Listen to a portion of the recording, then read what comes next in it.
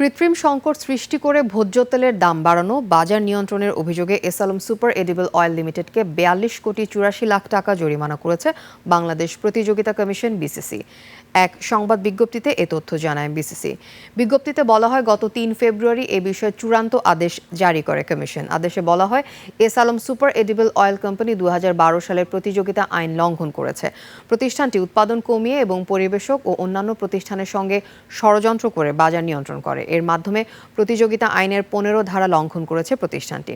আইন অনুযায়ী প্রতিযোগিতা বিরোধী চুক্তি একচেটিয়া বা অল্প সংখ্যক প্রতিষ্ঠানের প্রাধান্য সৃষ্টি, অস্বাভাবিক মূল্য নির্ধারণ এবং উৎপাদন ও সরবরাহ সীমিত করার মতো কার্যক্রম নিষিদ্ধ।